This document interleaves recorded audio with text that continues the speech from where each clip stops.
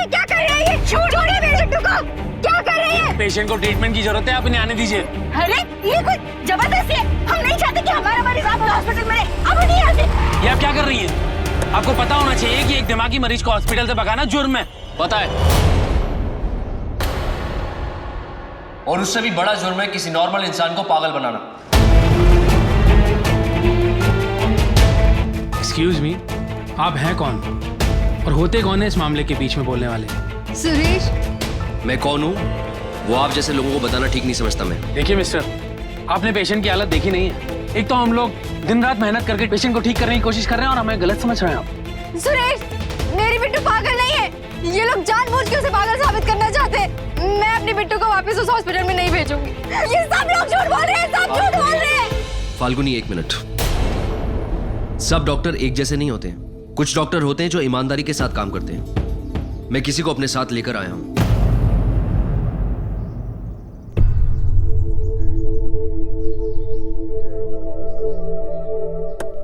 आइए सर।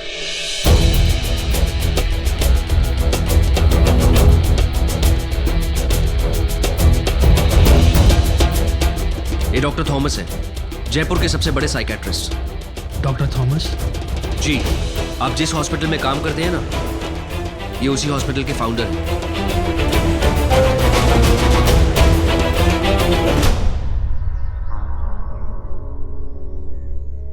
कुछ भी करो, मुझे हर हाल में हर कीमत पर वो लड़की हॉस्पिटल में चाहिए। चाहे कुछ भी हो जाए, मैं उस 2 कौड़ी की लड़की को अपने घर की बहू हरगिज़ नहीं बनने दूंगी। हम रिश्ते की बात करने जा रहे हैं। रिश्ता पक्का नहीं हुआ। आप तो विधान को जानते हो, कभी कहता है प्यार है, कभी कहता है प्यार नहीं है। इसका मतलब ये है कि सारी की सारी राधा जी की पोल चोरों की बस्ती है। इंस्पेक्टर साहब, ले जाइए इन सबको। अति घोर अनर्थ, आप माने या ना माने, यह अब शकुनी हाथों का ही परिणाम है। जीजी माँ, आप ठीक तो हो ना?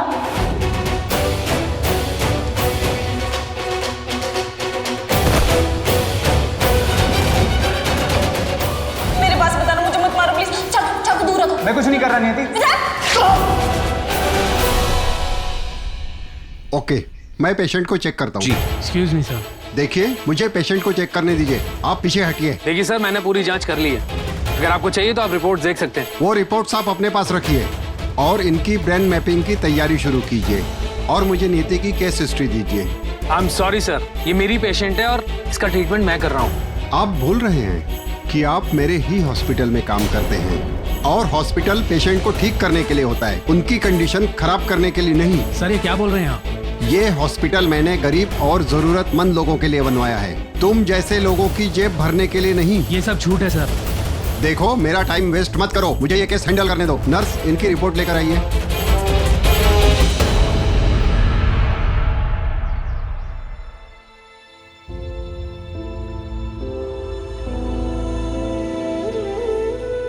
हे भगवान, मेरी आंखों के सामने इन दोनों लड़कियों पे क्या क्या जुल्म होते रहे।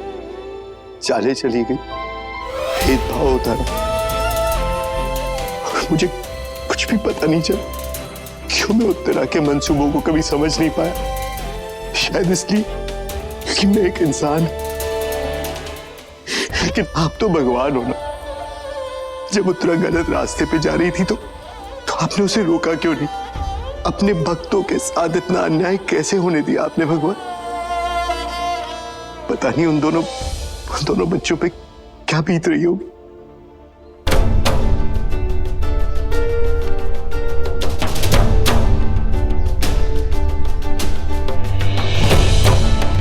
नर्स, पेशेंट को एम्बुलेंस में ले जाओ चेकअप के लिए। नहीं। फाल्गुनी, उन्हें चेकअप करने दो।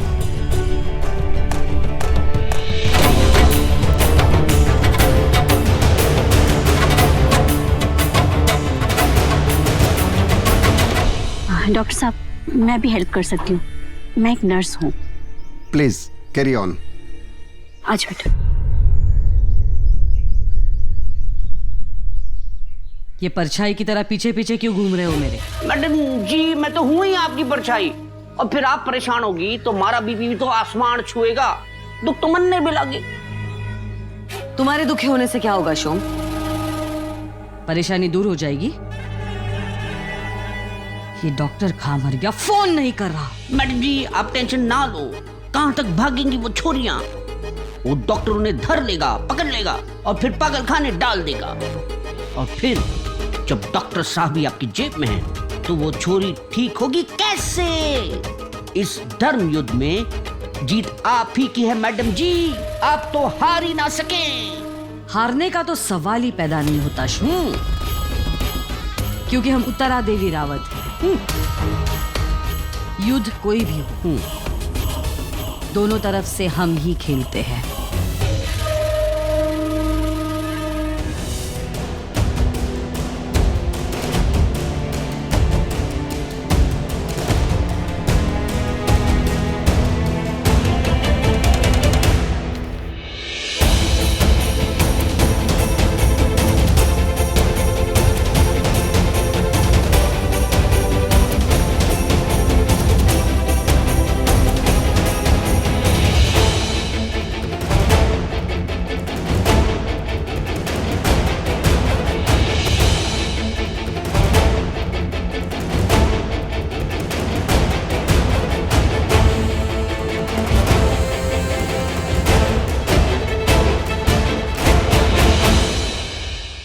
नियति बिल्कुल ठीक है।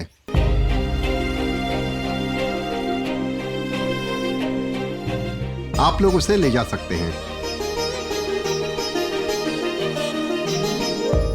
लेकिन सर मैंने खुद चेक किया है। आपने अपनी डिग्री शायद रद्दी वाले से खरीदी है। बाय द वे, आपने उसकी ब्लड रिपोर्ट चेक की थी? उसमें फिबेरॉन ड्रग मिला है। और डॉक्टर आप तो ये अच्छी तरह से जानते हैं कि ये भ्रम पैदा करता है, जिसकी वजह से पेशेंट बहकी हुई हरकतें करता है। और अगर ये ब्लड से निकल जाए तो पेशेंट एकदम नॉर्मल हो जाता है। सॉरी सर, लगता है गलती हमसे ही हो गई है। नहीं, वो मुझसे हुई है, जो आपको इस हॉस्पिटल का हेड बनाया। जब वो ड्रग प्रिस्क्राइब ही नहीं किया गया तो वो पेशेंट के खून में मिला कैसे? इसका मतलब है कि जानबूझकर वो ड्रग किसी दवाई में मिलाकर पेशेंट को दिया गया। मैं इंक्वायरी बैठाऊंगा आपके और आपके स्टाफ के अगेंस्ट। सर प्लीज ऐसा मत कीजिएगा। लोग तो डॉक्टर को भगवान का दर्जा देते हैं, लेकिन आपने इस सफेद कोट की आड़ में शैतानों जैसा काम किया है। कोई हक नहीं है तुम्हें अपने आप को डॉक्टर कहलाने का। इस हॉस्पिटल का फाउंडर होने के नाते मैं तुम्हें अभी सस्पेंड करता हूँ। सर प्लीज ऐसा मत कीजिएगा सर।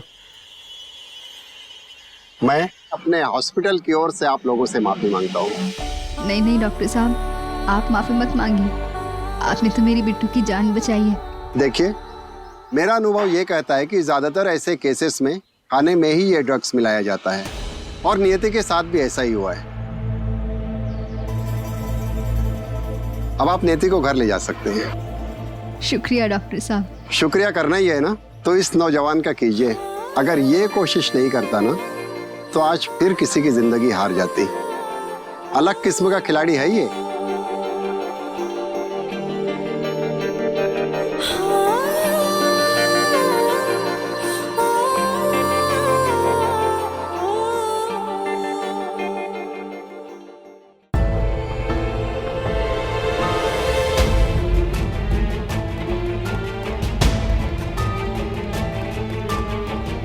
फाल्गुनी, शायद मुझे पता है कि ये सब किसने किया। सिर्फ चाची अभी कुछ मत बोलो।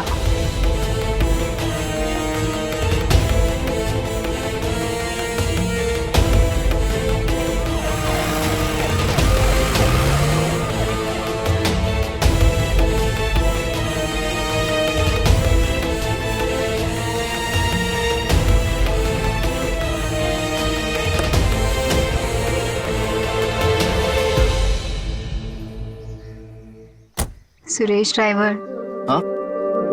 Thank you. फाल्गुनी, मुझे तुम्हारा थैंक यू नहीं चाहिए। क्यों? क्योंकि मैं नहीं चाहता कि तुम्हें किसी की भी मदद की जरूरत पड़े, और अब से वही होगा जो तुम चाहती हो। ऐसी किस्मत सिर्फ रानियों की होती है सुरेश। तुम भी किसी रानी से कम नहीं हो।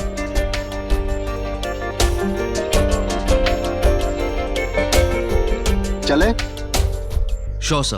भाई तुमने वादा किया था कि चेस खेलेंगे, चलो जल्दी। Yes sir. तुम डॉक्टर साहब को छोड़ दो, मैं नियति को घर ले जाती हूँ।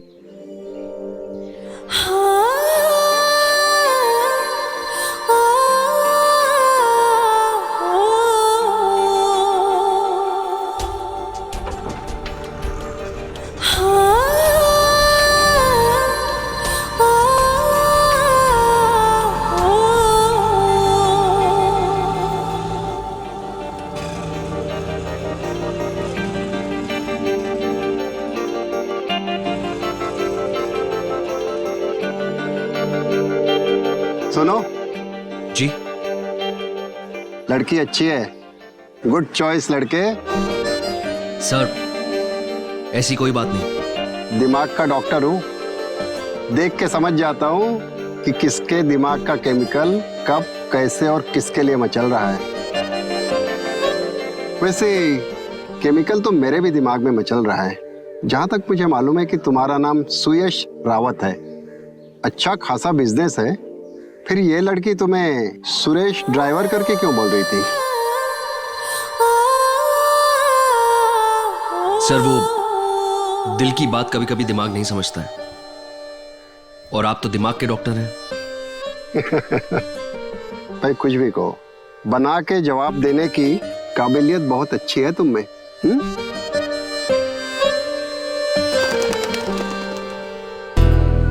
जीजी माँ, ये क्या कर रही हो? तेरी आरती उतार रही हूँ ताकि मेरी बिट्टू की जिंदगी में खुशियां बनी रहें। अब अंदर आके माँ और लड्डू गोपाल का आशीर्वाद ले लेना और थोड़ी देर आराम कर ले। मैं तेरे लिए कुछ खाने के लिए बना देती हूँ।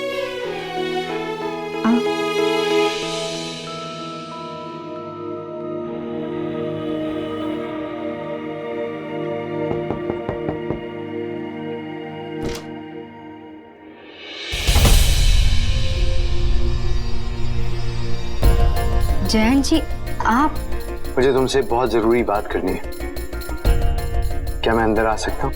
हाँ आइए ना, आप अंदर आइए, बैठिए, मैं आपके लिए चाय बना देती हूँ। नहीं बेटा, चाय रहने दो। नियति कैसी है? अभी ठीक है, अंदर आराम कर रही है। आपको पता है जयंत जी, डॉक्टर ने कहा कि उसे कोई जबरदस्ती गलत दवाइयाँ दे रहा था। मुझे पता है।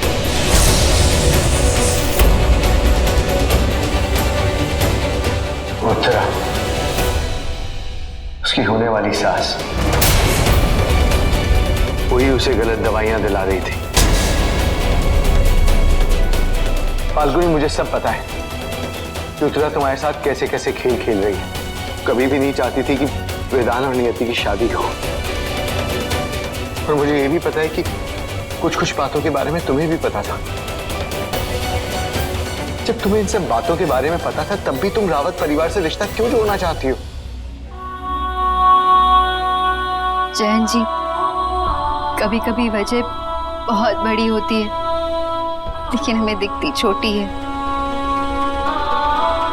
बिट्टू विधान के बच्चे की मां बनने वाली है जयंत जी,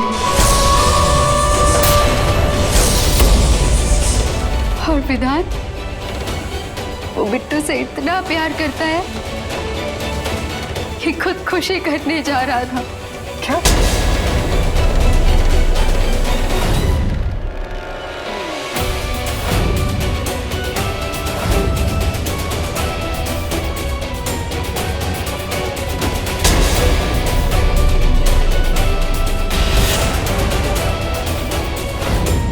बिट्टू और विधान एक दूसरे से बहुत प्यार करते हैं और एक दूसरे के बिना नहीं जी सकते।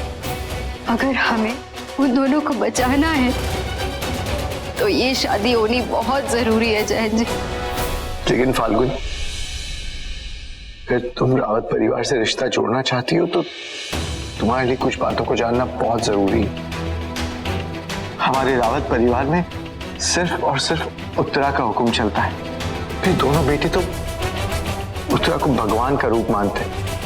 हमारे परिवार के साथ एक और परिवार रहता है, शोम का परिवार, और वो लोग भी कभी भी उत्तरा के खिलाफ नहीं जाएंगे। पर हम ये बातें बिट्टू को नहीं बता सकते जयंत जी। बहुत भोली है मेरी बिट्टू, बहुत जल्दी घबरा जाती है वो। अगर उसे ये पता चलेगा कि उसके होने वाले बच्चे को उत्तरा देवी से खतरा है तो वो इस शादी से इनकार ना कर दे। नहीं फाल्गुन, ये सब बातों के बारे में हम नियति को कभी नहीं बताएंगे। देखो, मैं उत्तरा के साथ 25 साल से हूं। मैं उसे बहुत अच्छी तरीके से जानता हूं। अगर हम उसके साथ सीधा सीधा वार करेंगे तो कभी भी नहीं जीत सकते। लेकिन अगर हमें उसे हराना है तो हमें उसके साथ उसका ही खेल खेलना होगा।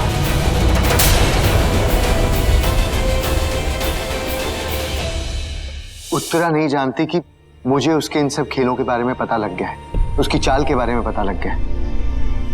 इसलिए मैं उत्तरा की लंका का भेदी बड़ी आसानी से बन सकता हूं। मैं उसकी सब चालों के बारे में पहले से जान जाऊंगा और तुम्हें बता दूंगा, ताकि तुम उसकी चाल के लिए तैयार हो सको और उसे उसी की चाल में हरा सको। माँ हमेशा कहती थी कि अमीरों पर भरोसा नहीं करना चाहिए, और आप तो अमीर भी हैं और रावत भी। आप मेरी मदद क्यों करना चाहते हैं जयंत जी? बेटा, हर अमीर इंसान उत्तरा जैसा नहीं होता, और मैं जानता हूं कि उत्तरा गलत है। फाल्गुनी मेरी कोई बेटी नहीं है, लेकिन मैं जब से तुमसे मिला हूं मुझे लगता है भगवान ने मुझे मेरी बेटी दे दी है। उत्तरा माने या ना माने, लेकिन मैंने नियति को दिल से अपनी बहू माना है। यूं समझ लो कि मैं जो कुछ भी कर रहा हूं अपनी बहू के लिए और अपनी बेटी के लिए कर रहा हूं, और मैं ये सब तब तक नहीं कर सकता जब तक तुम मेरा साथ नहीं दोगी। बेटा, मेरा साथ दोगी ना?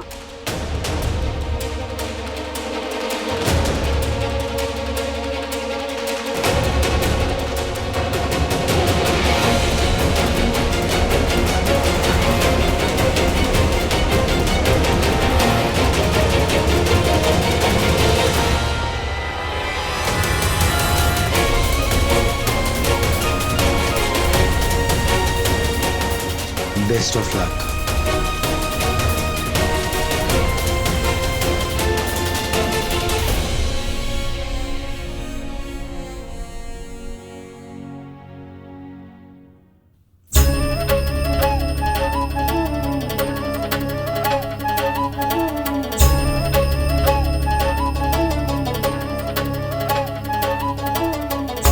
लड्डू गोपाल,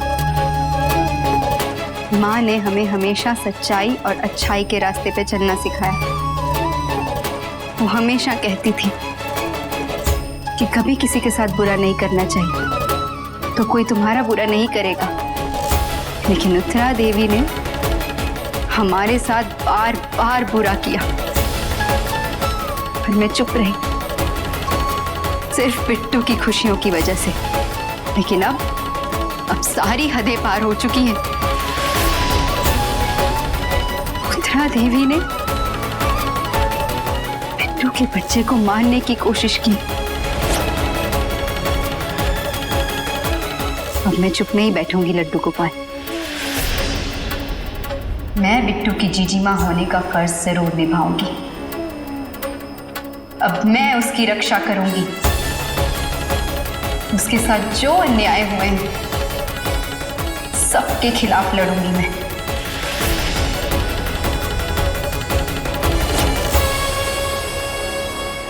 लड्डू गोपाल, अब आप ही मुझे इस लड़ाई को लड़ने की शक्ति देंगे। और मैं आपसे वादा करती हूँ, उत्तरा देवी चाहे जिस भी रास्ते पर चले, लेकिन मैं अपनी लड़ाई अपने उसूलों पर चलकर ही लड़ूंगी।